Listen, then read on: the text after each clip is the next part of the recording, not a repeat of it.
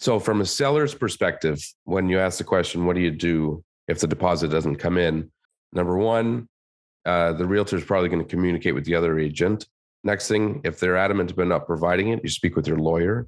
Your lawyer will advise you on the next step, but usually it will be similar to what I experienced, a letter to the buyer conveying that they have until a certain day and time to provide the deposit before pursuing compensation for damages.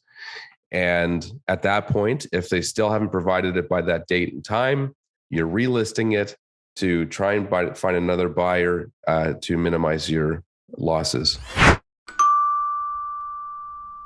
Hey, everybody, what's up? Welcome to episode 182 of KT Confidential.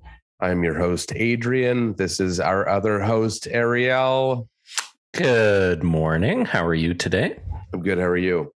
Excellent. Thank you. If this is your first time tuning into KT Confidential, we talk everything real estate. So whether you are a first-time buyer, a first-time seller, an investor, a landlord with a bad tenant, or a tenant with a slumlord as a landlord, hit that subscribe button. We might have some insightful information for you. Well, even if you're an experienced buyer or seller. If you are an experienced, yes. Or if you're a realtor, new Not or to experienced. Anything real estate goes here. That's right. Topic for today? Topic for today, we are discussing something that I think is a very appropriate as far as the market is concerned. And that is, what do you do or things to consider if a buyer does not provide a deposit? And I think this is important for the buyer who's considering not to provide a deposit. And this is important for the seller who does not get the deposit. I think it's also appropriate. So you're talking about a scenario where there's a property. I'll get there. Yep, Okay. This is also appropriate for deposits that have been provided, but a buyer or a seller are in breach of their contract and try not to fulfill their obligations. And yes, so this is where, let's say hypothetically, you hold an offer night. Doesn't have to be an offer night, I suppose, but you get an offer. Any situation where the property sells. Yeah, you get an offer, you accept the offer as a seller, you have no conditions, because that's a factor. And everything's signed. Well, sure. Because, we'll get into that. We'll get into that. And then generally speaking, unless specified otherwise in the agreement of purchase and sale, the buyer is obligated to deliver the deposit to the brokerage, the listing brokerage, within 24 hours. So what do you do if that does not happen? If the agreement of purchase and sale says in the deposit line, which is on page 1 of the Ontario Real Estate Association and all of the supporting boards, whatever line that is, line 3 or 4, if it says upon acceptance, it's due within 24 hours of acceptance. Yes. Which is also... yeah. Go ahead. A lot of realtors misunderstand what that exactly means. So we can talk about that too. Yes. Well, so as far as it pertains to it being an appropriate conversation given the market conditions, if we think back to, so we had this happen in 2017. You were more directly involved in it, so you could probably speak to it a bit better. But that scenario, the deposit was provided, but close to closing, the buyer, I mean, you can maybe take over from there, but the buyer decided they don't want to close or couldn't close, whatever. Well, that's a whole other discussion, nothing to do with providing the deposit. I mean, in some capacity it does, because it gives the seller leverage in terms of how they're going to pursue the next steps. But in that scenario, I know what you're talking about. In that instance, we had an offer night. It's when the market was still going very, very strong in 2017. So we're talking 5 years ago now. And we had multiple offers. We accepted an offer, and within that 24-hour time frame, we got the deposit. And it was a significant deposit. It was a 6-figure deposit. And the closing date was set, we'll call it about 90 days past that date. So closing in 90 days. The purchaser, and I did the due diligence when we accepted the offer. We knew they had a home to sell. The agent seemed capable. They seemed like they were going to price it at a reasonable valuation. It was in a good neighborhood, desirable home, nice pool home. They listed the property at the time where in 2017, there were market changes, there were mortgage changes, there were government changes, rules, regulations, a whole bunch of changes that affected the market in 2017. And we saw a pullback, much like we have seen in the last 6 to 8 weeks. We've seen a pullback with an abundance of inventory. So the prices started to go down a little bit. So we talk about peaks and valleys, right? Real estate has those traditional peaks and valleys. It goes up, sometimes it goes down. And in this case, when they listed their property for sale, there was an abundance of inventory on the market.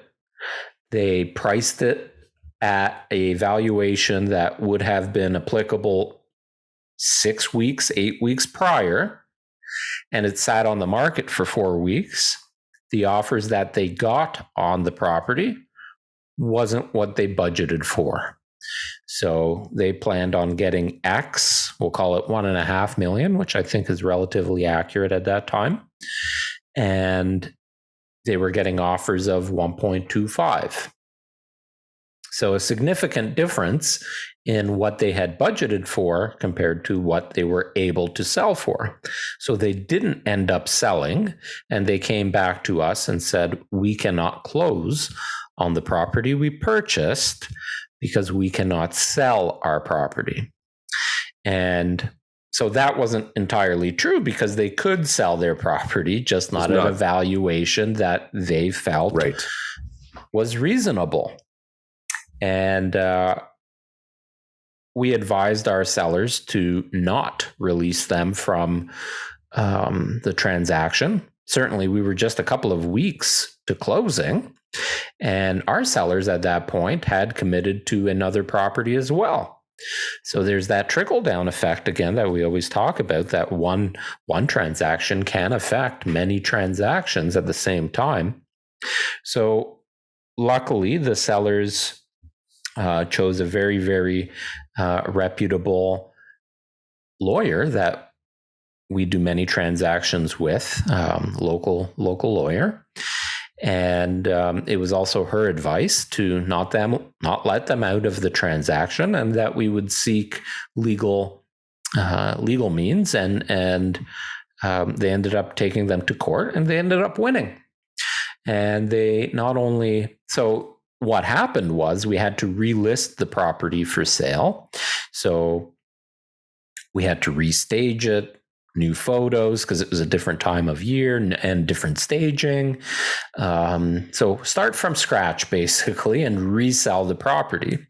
So not only now did the sellers incur additional expenses on selling it, they also now incurred a deficit in terms of what the property sold for to the original purchasers, and what the property sold for now the second time around, because there was that dip in the market.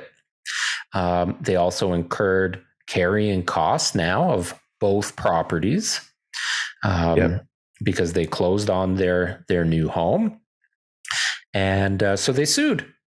They sued for the costs that they were out. They sued for the loss in value, and they sued for the carrying costs and legal fees, and they won, and they got paid.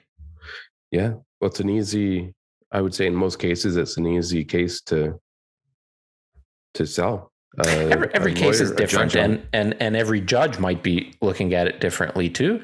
But let's just go back to the whole deposit side of things. Yes. So in this case, we had $100,000 deposit in hand. right? So usually when there's that much money on the line, the buyer is more inclined to see that transaction through. So it's really, really important to get as much deposit as you possibly can, while 5% is kind of asked for, commonplace in the GTA. Every pocket around the GTA might have, different standard of practice. The further out you go and the further into Northern Ontario or some of the Hamilton regions, or areas in Hamilton region, things might be a bit different, but you want to get at least 5%. Like 5% is not a whole lot to ask for on $1 million transaction. To, cough up 50 grand is not that big of a deal. If you can't cough up 50 grand as a deposit on $1 million purchase, how confident are you as a seller or as the seller's agent that this person's going to have enough money to put a down payment and close that transaction? Right. Well, now, so let's rewind to, or just go back to the scenario where the buyer does not provide the deposit. And I mean, you still have a legally binding signed contract, and they are still obligated to fulfill their duties within that contract, which mean closing on it. It does. I mean, I've recently had a scenario where the buyer did not want to give the deposit. So the day after we accepted a firm offer, we got a call from the other real estate agent saying his clients were not going to provide the deposit because all of a sudden, within a matter of 3 business hours the next morning, they found out they could not afford the mortgage. Being a firm offer, I call bullshit on that. Well, and so we did. But being a firm offer, that's not our problem. They came in with no conditions. They were confident the night before that the mortgage would not be an issue. And perhaps, after dealing with this agent, perhaps he did not explain the ramifications of having no conditions and not having a firm mortgage approval. Maybe they didn't realize what they were actually signing. And that's a topic that we've discussed lately. You sent me an email today with a link to an article where people are not being conveyed details about what they're signing, or they don't understand what they're getting themselves into. Anyway, so in this particular case, we actually seek legal counsel from the same lawyer who you're referring to. And her advice was, in many of these cases where the buyer doesn't provide the deposit after signing the agreement, oftentimes it's cold feet. And oftentimes sending a letter to them to convey the repercussions of their actions or inactions is enough to scare them back into the deal. It was funny because the realtor that I was working with, he, after I told him that, well, we're not releasing you from the offer, we'll send you a letter from our lawyer, he started to try to negotiate with me again, saying, well, can you accept X amount of money? Can you accept X amount of money instead of the agreed upon amount? And we said no. And then, I tried to make some suggestions to make it work. He was not cooperative with that. So we sent an email with one option to try to get creative to keep the deal together, to accommodate his requests. Alternatively, here's the letter. If you don't agree to this, then your clients are on the hook for exactly what they agreed to buy the house for. And in that case, we were fortunate. Within 1 hour, literally 1 hour, the deposit was in our brokerage's account. So I want to talk about a few things. And that's an interesting story because obviously they probably, to that lawyer's point, had cold feet. And to your point, they probably weren't legally advised properly by their realtor as to what binding contract they were signing. But there's a couple of things there because, I mean, the point of this podcast was to talk a little bit about what happens if they don't bring the deposit. Now, as the listing realtor representing the sellers, when this instance occurs, we usually look at a few scenarios or dissect that in a few different ways and counsel the seller accordingly. Because you mentioned conditions a few times. So as an example, if you accept a conditional contract, whether it's conditional on financing, certainly if it's conditional on financing, potentially if it's conditional on a home inspection, certainly if it's conditional on the sale of their property, there are ways that the buyer can get out of the deal. So if there, as an example, if there is a condition on them being approved for a mortgage, depending on how that clause is written and what is within that clause, a lot of the clauses that we see gives them an out, right? Generally, they're very vague. Yes. They are very vague.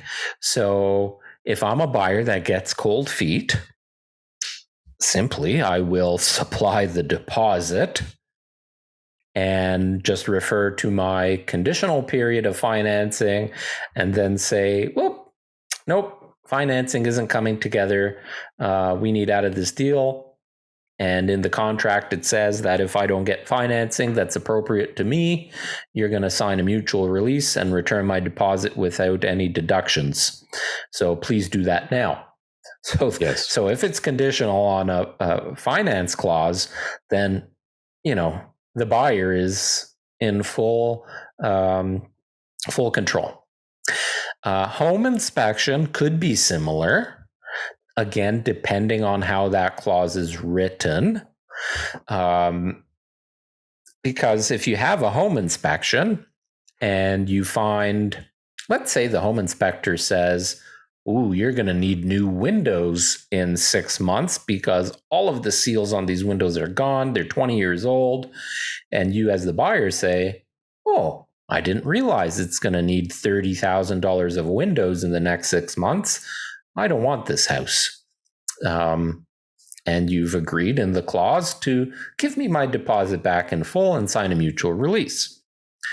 Now, again, it depends on how that clause is written because it, in some cases, might have to be reasonable, right? So if the home inspection comes back and the only thing wrong with the home is that one receptacle is faulty, you can't exactly go back and say, oh, I don't want this house.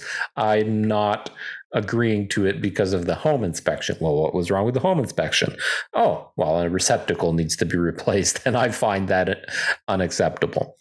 So again, it depends how that clause is written. And then if there's a clause or a condition upon the sale of the buyer's property, certainly that's like a walking stick because they'll just list the property for sale at an unreasonable price and then ultimately get out with that condition. Did I lose you, Adrian? Looks like you're frozen on my end. Let's see if we get you back.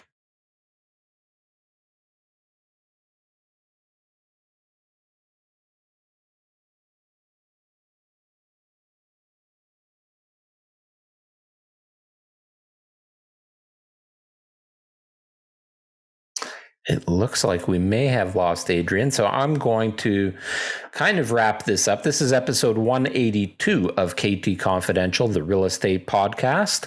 I lost my co-host here. It looks like a bad connection.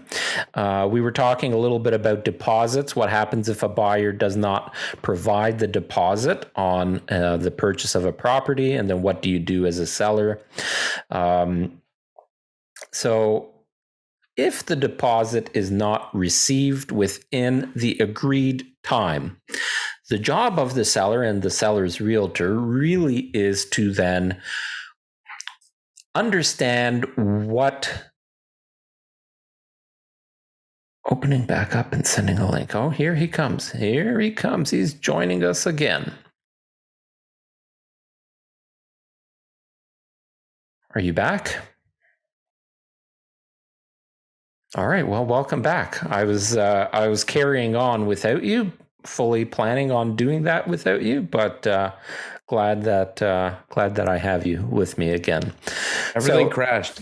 Every app just shut down randomly. Maybe it's time to upgrade your computer. I'm joking. I'm joking. You're never satisfied. You're never satisfied. He just got a new MacBook, but then actually now it's almost a year old, I think. But, no, I got it at Christmas. Yeah. Okay. So half a year old. But then I went and got I'll call it the Mac Daddy of Macs, which is what I'm using today. I like having a desktop and a laptop. I like having that flexibility. Anyways, so we were talking about, or I was talking about, as you bailed on us, what our job is as a realtor, and then what the job of a listing of the seller is if that deposit doesn't come through, right? So, yes. So in the contract, let's say there's a $100,000 deposit and it's due within 24 hours. That 24-hour time frame elapses. So what we look at, again, going back to the conditions in the deal, if there are any conditions in the deal and the deposit doesn't come together within that 24-hour period or the agreed upon period, chances are you're going to let them out of that deal and say, okay, let's just pivot to the next interested buyer. Certainly, if there were other offers, you will probably want to move quickly and go back to those potential buyers. But if you don't have a deposit on a conditional deal, you're giving them a walking stick anyway because there are conditions in it. So even if they bring the deposit, they have outs. As frustrating as it may be, you're better just to move on because they could get out anyways. Yes. But I think one of the most important things, if you're ever in a situation like this, conditions or no conditions, is one, always consult a lawyer. This is not legal advice, but also, and your lawyer will, in most cases, agree that provided you've given them reasonable time to provide the deposit, you need to do what you can to minimize your damages, which in many cases, such as in the event you're suing them. Right. Back in 2017, what we did then is relisted immediately. As soon as the lawyer gave us the okay, we acted promptly to get it back on the market, get it resold for as much as we possibly could, reduce the additional carrying costs that they would have had. So that's key. And when it goes to court in that instance, they may want to see comparable sales to know that what you sold for was at what would be deemed market value at that point. Certainly if there was a shift in the selling price. Yes, absolutely. So from a seller's perspective, when you ask the question, what do you do if the deposit doesn't come in? Number one, the realtor is probably going to communicate with the other agent. Next thing, if they're adamant about not providing it, you speak with your lawyer. Your lawyer will advise you on the next step, but usually it will be similar to what I experienced, a letter to the buyer conveying that they have until a certain day and time to provide the deposit before pursuing compensation for damages. And at that point, if they still haven't provided it by that date and time, you're relisting it to try and find another buyer to minimize your losses. Now, it also depends on what is happening in the market and how did your property sell. So as an example, if this was now, January, February of 2022, where there was extremely low supply and extremely high demand, and you could put a home on, a nicely positioned home well marketed, well priced. You could put that home on the market and receive 10 offers on it. If the offer that you accept isn't, even if it's a firm deal, if they're not coming in with the deposit, you might decide, well, based on the current market, I can resell it for the same or close to it, given we had 9 other potential suitors and maybe more. So we're not going to go through the hassle of trying to hold the original buyer accountable, and we're not going to go through the court process. And even if we did end up having to resell in that process of trying to hold them accountable, we might end up selling for more. So we don't have as much. So it's still important to note that I'll give you an example. Last year, there was an article I read about a situation where there was a sale in Toronto, and the Toronto, and the buyer provided $100,000. Definitely live in Milton. $100,000 deposit, and I'm a bit congested, so I'm overemphasizing my words just to make sure I'm speaking clearly. Anyway, so this buyer provided a $100,000 deposit. I don't remember what the sale price was. They ended up not closing. Okay, they said they couldn't sell their house, which is probably similar to your situation, but it's just they couldn't sell for what they wanted to sell for. So they backed out. The seller relisted. The market had improved, so they sold for more. They sold for $100,000 more than the previous sale. They ended up going through litigation, and the seller, not only did they sell for $100K more, they got to keep the $100,000 deposit from the original sale. So you always want to be careful. If the buyer tries to back out, don't ever agree to it, or always seek legal advice. That was it. All right. Well, I think that's a good way to end episode 182. If you've been in this scenario and want to give us some insight, we'd love to hear your stories. Or if you have any questions, send us a DM, leave us a comment.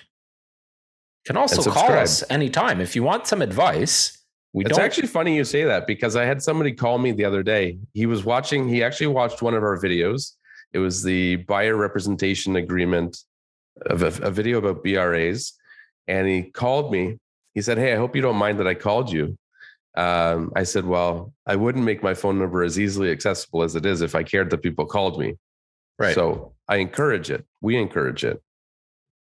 Well, certainly if you Google our names, whether individually or together, you will find a multitude of ways that you can get in touch with us. But you can also call our 1-800 number, which is a wonderful resource to all of our followers, all of our clients. If you call 1-800-617-0090, somebody's always available to help you. And if we're not, we get back to you really quickly. So whether you're a buyer, seller, looking at residential, commercial, looking at leasing, want to be a landlord, you want to rent out your property, whatever, we can handle it. We welcome your calls. We welcome your comments. We welcome your DMs. Thanks for watching. Thanks for listening. Episode 182.